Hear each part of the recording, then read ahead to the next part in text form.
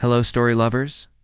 Tonight, we're diving into a tale of passion, secrets, and choices that could change everything. Hearts will be broken, love will be tested, and every twist will leave you on the edge of your seat. Comment below where you're watching from, and if this story moves you, hit like, subscribe. Share it with someone who loves a powerful love story, and tap the bell so you never miss the next thrilling chapter. Ready? Let's begin. The champagne flute hit the marble floor with a crystalline crack that silenced the ballroom. Emma Sinclair watched the golden liquid spread across the pristine white stone like spilled sunlight, her hands trembling as she stared at the man who had just walked through the doors of the Westfield Foundation's annual gala. Julian Thornfield moved through the crowd like a predator, his black tuxedo perfectly tailored, his dark hair touched with silver at the temples. 8 years had carved lines around his eyes and added weight to his shoulders. Those steel gray eyes were exactly the same. They found hers across the sea of San Francisco's elite, and the air between them became electric with unfinished business, Dr. Sinclair. The waiter appeared at her elbow, concerned about the broken glass at her feet. "Are you all right?" She couldn't answer. Julian was walking toward her, cutting through conversations about tax shelters and yacht clubs, his gaze never leaving her face. Behind him, Sophia Westfield Thornfield glided in his wake, resplendent in emerald silk, her smile perfect and cold as winter frost. "Hello, Emma." His voice was deeper now, roughened by years of boardroom battles and sleepless nights. "You look beautiful." I hate the word. It felt like a slap. Beautiful. As if beauty mattered when he'd chosen money over love strategy. Over soul. As if beauty could erase the night he'd stood in her Berkeley apartment and told her she didn't belong in his world. "Julian," she found her voice, surprised by its steadiness. "Congratulations on your marriage. I heard it was quite the event. It was everything it was supposed to be." Something flickered in his eyes, there and gone. "What brings you back to San Francisco?" "I thought you were saving rainforests in Costa Rica." I was. The foundation is funding my research now." She gestured around the opulent ballroom, its crystal chandeliers casting rainbow fragments on the walls. "Turns out even tree huggers need billionaire benefactors." Sophia materialized beside Julian like a beautiful ghost, her hands sliding possessively around his arm. "Darling, aren't you going to introduce me to your friend?" The word friend dripped with honeyed poison. Julian's jaw tightened almost imperceptibly. "Sophia, this is Dr. Emma Sinclair." "Emma, my wife, Sophia Westfield Thornfield." "Pleasure," Sophia purred, extending a perfectly manicured hand. "Julian's mentioned you, the environmental scientist, right? How noble of you to dedicate your life to lost causes." Emma felt the blood drain from her face. In that moment, staring into Sophia's glacier blue eyes, she understood that this woman knew exactly who she was and exactly what she'd meant to Julian. This wasn't a chance encounter. This was a performance. "Are worth losing for," Emma replied quietly. Julian's hand flexed against Sophia's arm. "Emma's work has saved 3,000 acres of primary rainforest. Her research on carbon sequestration could change everything." "How fascinating." Sophia's smile never wavered. "Julian, we should find our table. The presentation is about to begin." As they turned to leave, Julian looked back over his shoulder. His lips moved silently, forming words only Emma could see. "I need to talk to you." Emma's heart hammered against her ribs as she watched him disappear into the crowd, leaving her alone with the broken glass at her feet and the sudden, terrible knowledge that seeing him again had changed nothing at all. Asterisk. The Westfield Foundation's rooftop garden overlooked the glittering expanse of San Francisco Bay.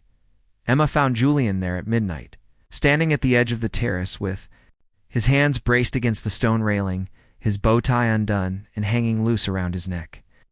"I wondered if you'd come," he said without turning around. "I shouldn't have." She moved to stand beside him, close enough to smell his cologne. That same cedar and bergamot scent that used to cling to her sheets. "This is insane, Julian. You're married." "Don't you think I know that?" He turned to face her, and in the moonlight she could see the exhaustion etched into his features. "Do you think a single day has passed in 8 years when I haven't thought about you?" When I haven't wondered what my life would have been like if I'd been brave enough to choose you? But you didn't choose me. The words came out sharp as broken glass. You chose her. You chose the money, the connections, the perfect Silicon Valley fairy tale.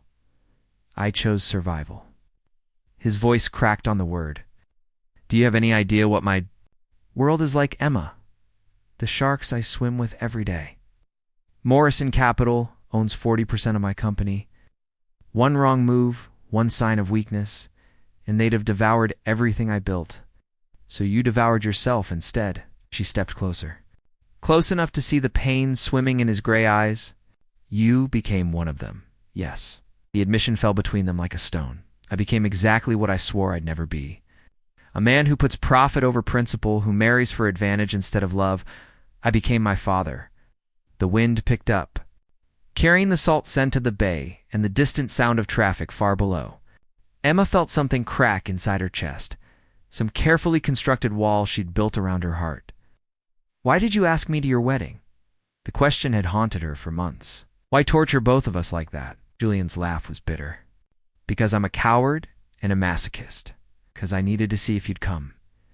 Needed to know if what we had was real or just something I'd built up in my memory. He reached out as if to touch her face, then let his hand fall. Gosh, I hoped that seeing you would make me feel something other than empty. And did it. It destroyed me. His voice was barely a whisper. Watching you sit there in that simple navy dress, looking more beautiful than every designer gown in the room, knowing that I'd had something real and thrown it away for stock options and board approval. Emma's breath caught. Julian, I've been thinking about divorce. The words tumbled out in a rush. Sophia and I, we're not happy. We're not even pretending to be happy anymore. It's all contracts and appearances and cold beds. I have enough money to buy out Morrison's shares. I could walk away from all of it. For what? For me. Emma shook her head, tears burning her eyes. You made your choice 8 years ago. Can't be your midlife crisis escape plan. That's not what this is, isn't it?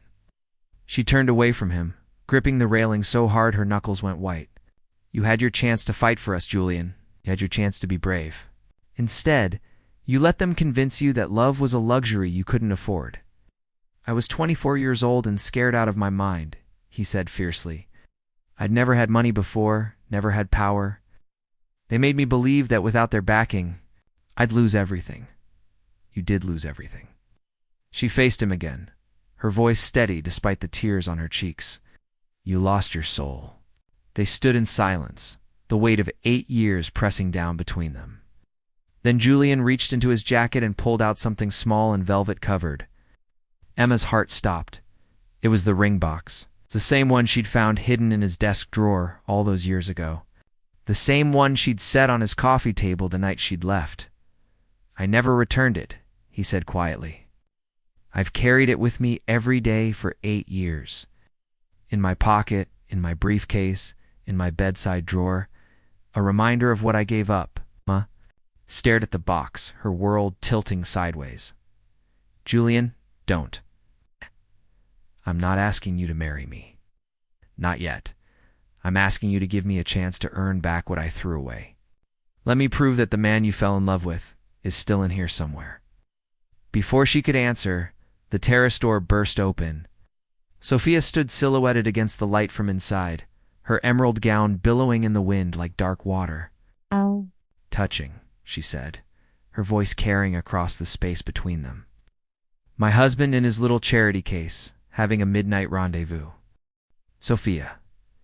Julian stepped in front of Emma, his body tense. It's not what you think. Oh, darling.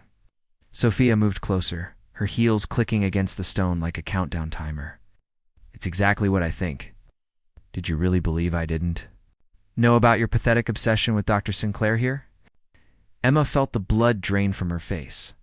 What are you talking about? He's been funding your research for 2 years, sweetheart.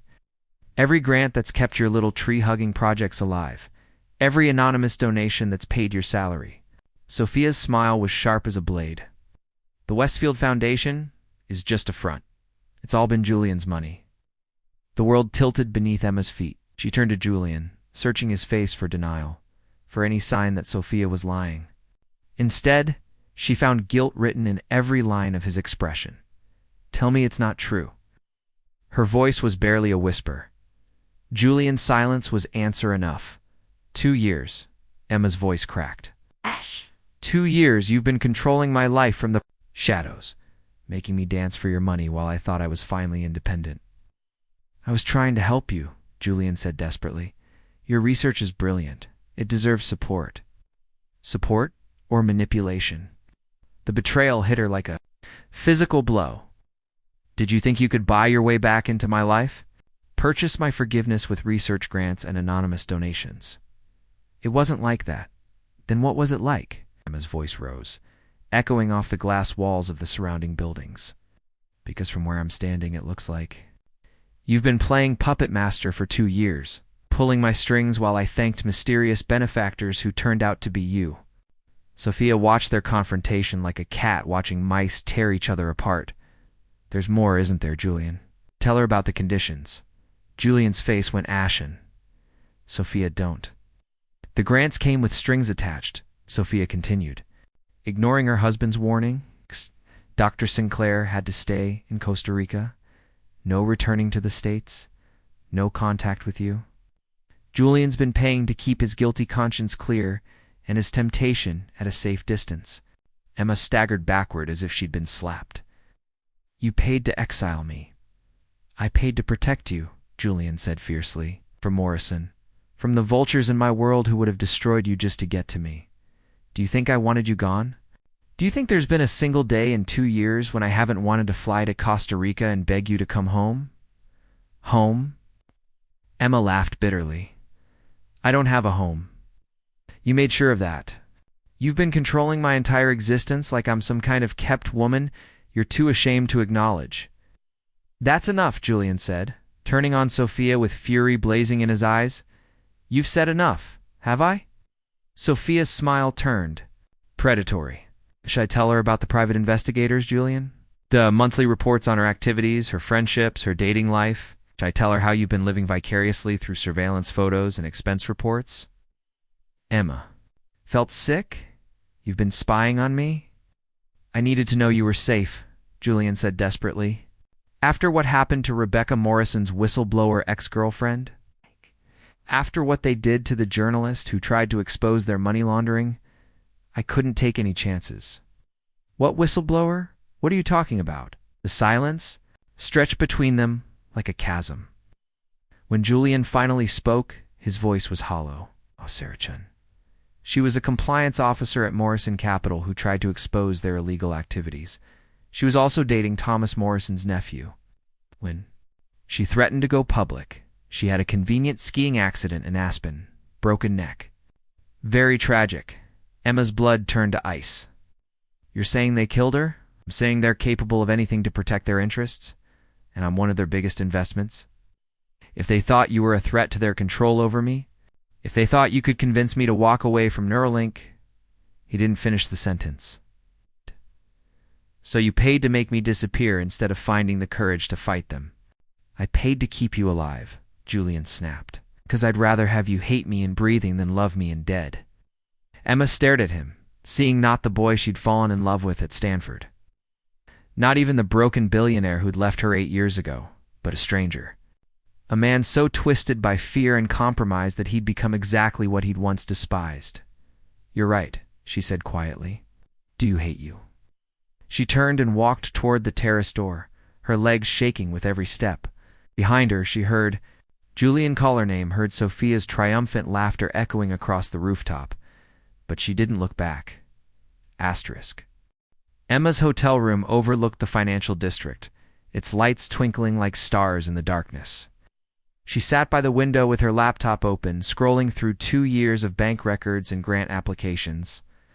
Seeing the pattern she'd been too grateful to question before, every breakthrough, every funding approval, every miraculous last-minute donation had Julian's fingerprints all over it. She'd thought she was building something real, something independent. Instead, she'd been living in a golden cage, funded by guilt money from the man who'd destroyed her faith and love. A knock at the door interrupted her spiraling thoughts. She wasn't expecting anyone, but when she looked through the peephole, she saw a woman she didn't recognize. Tall, elegant, with silver hair and eyes like winter frost. "Dr. Sinclair? My name is Victoria Morrison. I believe we need to talk." Emma's blood turned to ice. Morrison, as in Morrison Capital, as in the people Julian claimed were dangerous enough to kill for their secrets. "I don't think that's a good idea," Emma said through the door. "I'm here about Julian Thornfield and my son, Thomas. About what they've been hiding from you all these years." Against every instinct screaming at her to run, Emma opened the door. Victoria Morrison moved into the room like a predator. Her designer suit immaculate, her presence filling the space with controlled menace. She settled into the chair across from Emma's bed as if she owned the place. "You're wondering why I'm here?" Victoria said without preamble. "Why the matriarch of Morrison Capital would visit a tree-hugging scientist in a mid-range hotel at 1 in the morning? The thought had crossed my mind. Because Julian Thornfield is about to make a very expensive mistake and you're the key to stopping him." Victoria crossed her legs, studying Emma like a specimen under a microscope. "He's planning to divorce my daughter-in-law and buy out our shares in Neuralink. Do you know what that would cost him?" Victoria's smile was sharp as a scalpel. $2 billion to free himself from our influence so he can run back to his college sweetheart and play house in the rainforest. Emma felt something cold settle in her stomach. "How do you know what Julian's planning?" "Sophia's Thomas's cousin, dear. Did you think our families merged by accident? We've been monitoring Julian's every move since he married into our orbit, including his pathetic obsession with you." "I didn't ask for his obsession, no, but you've certainly benefited from it. $2 million in research funding over 2 years. Not bad for a woman who wears department store dresses to Billionaire." Gallus. The casual cruelty in Victoria's voice made Emma's hands clench into fists. "What do you want?" "I want you to convince Julian that his little fantasy of escaping with you is just that, a fantasy." Victoria leaned forward, her eyes glittering with malice. "Because if he tries to leave us, if he tries to take his technology and his fortune and disappear into the sunset with you, we'll destroy everything he's built. Every patent, every algorithm, every line of code. We'll tie him up in litigation for 20 years, then you'll lose too. If Neuralink fails, your investment fails with it. We'll survive. We've been surviving for 100 years by making sure. Men like Julian Thornfield remember their place." Victoria stood, smoothing her skirt. "But you won't survive, Dr. Sinclair. Neither will your research, your reputation, or your very promising career." The threat hung in the air between them like poison gas. Emma forced herself to meet Victoria's eyes. "Are you threatening me?" "I'm educating you." Victoria moved toward the door, then paused. "Julian thinks he's protecting you by keeping his distance. He doesn't understand that we already own you too. Every grant you've received, every publication you've written, every connection you've made in the scientific community. We've been building your cage as carefully as we built his." "That's impossible." Victoria pulled out her phone and showed Emma a photograph. It was Emma herself, taken 3 days ago in Costa Rica talking to Dr. Maria Santos, the director of the Monteverde Cloud Forest Reserve. Dr. Santos received a very generous donation last month to expand her research program. Guess who the benefactor was? Victoria's smile was triumphant. "We own everyone you care about, Dr. Sinclair. Every colleague, every friend, every institution that's ever supported your work. If you don't convince Julian to abandon his ridiculous escape plan, we'll destroy them all." Emma's world crumbled around her. "Why are you doing this?" "Because men like Julian Thornfield need to understand that freedom is an illusion. They can choose to be valuable assets or expensive liabilities. There is no third option." Victoria opened the door, then turned back one last time. "You have 48 hours to convince him. After that, we start making examples of the people you care about, starting with Dr. Santos and her precious research station." The door closed with a soft click, leaving Emma alone with the weight of an impossible choice. Save Julian from his golden prison and watch everyone she cared about burn, or sacrifice her own heart to keep them safe. Outside her window, San Francisco glittered like a circuit board, beautiful and cold and utterly indifferent to human suffering. The abandoned warehouse in Oakland smelled of rust and rain, its broken windows letting in slivers of dawn light. Emma had chosen it specifically because it was the kind of place where Julian's security team would never think to look for him. The kind of place that existed beneath the notice of billionaires and their watchers. Julian appeared in the doorway at exactly 6 a.m., his expensive suit incongruous against the industrial decay. He'd come alone, just as she'd asked in her text message, just as she'd hoped he would. Emma. Relief flooded his voice. When you didn't answer your phone, when the hotel said you'd checked out, I thought you'd left the city. I thought I'd lost you again. You've lost me. She stood with her back to the broken windows, the morning light creating a halo around her silhouette. That's why you're here. Julian's face fell. Victoria Morrison came to see you, didn't she? You knew she would. I hoped I could reach you first. I hoped I could explain. He stepped closer, his hands outstretched.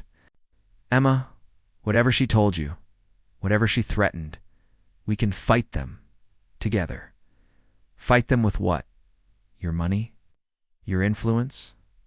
Emma laughed bitterly. They own both of those things, Julian. They own you. Can buy out their shares. I can take Neuralink private, move the company somewhere they can't touch us. We could disappear, start over somewhere else, and watch everyone we care about burn in the aftermath. Emma pulled out her phone, showing him the photograph Victoria had shown her. They own Dr. Santos. They own my research station. They own every colleague I've ever worked with, every institution that's ever supported environmental science. Julian's face went white. Jesus Christ. If you try to leave them, they'll destroy it all. 20 years of rainforest preservation? Gone.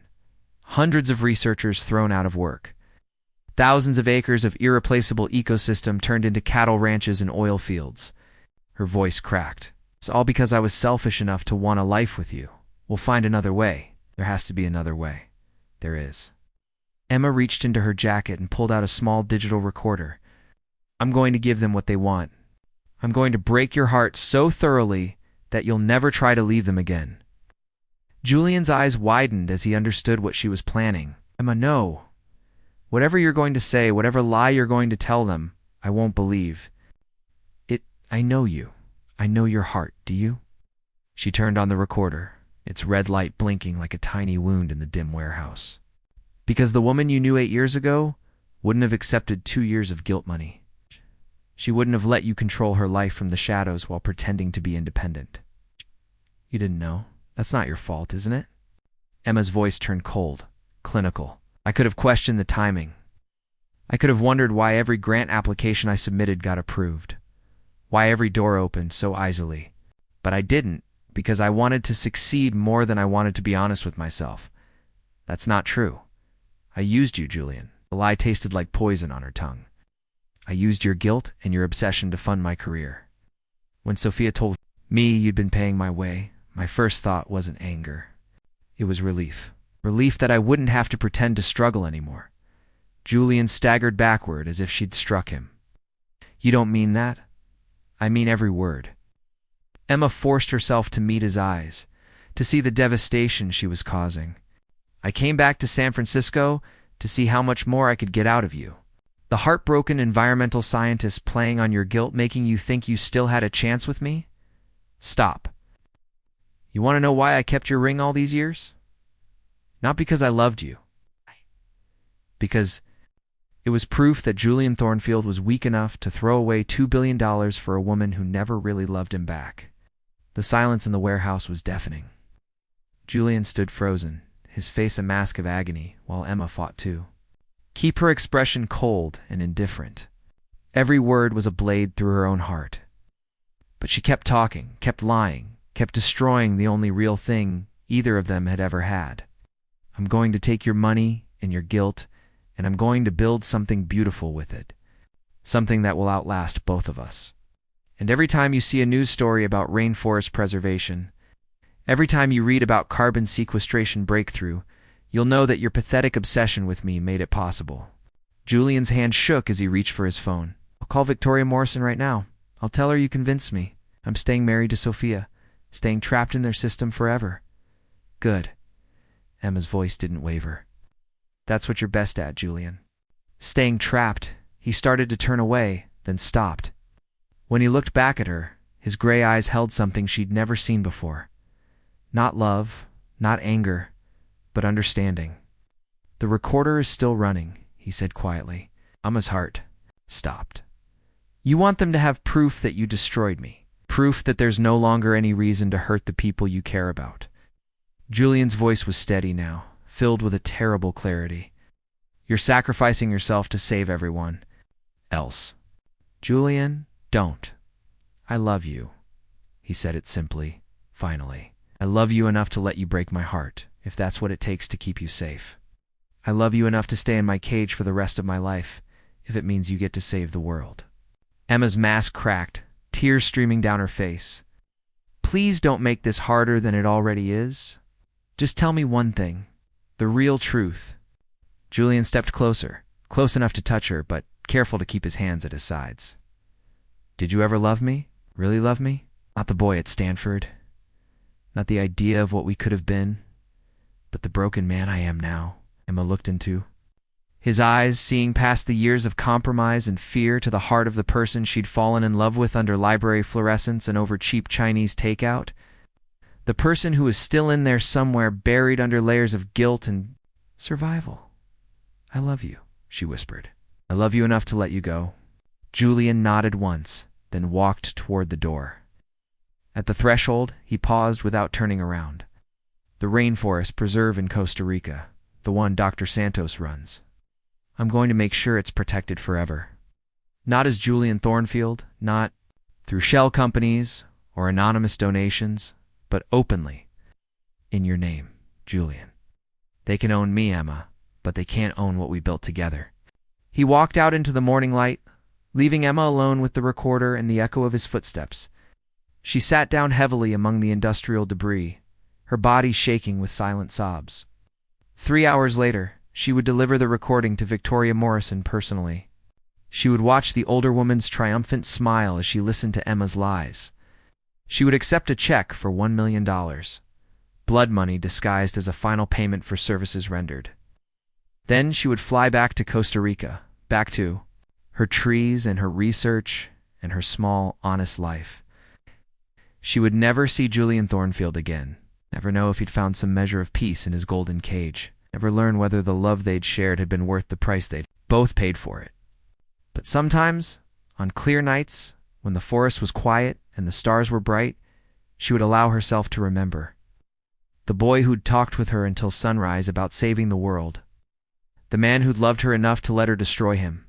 The sacrifice that had kept everyone she cared about safe, even as it broke her own heart beyond repair.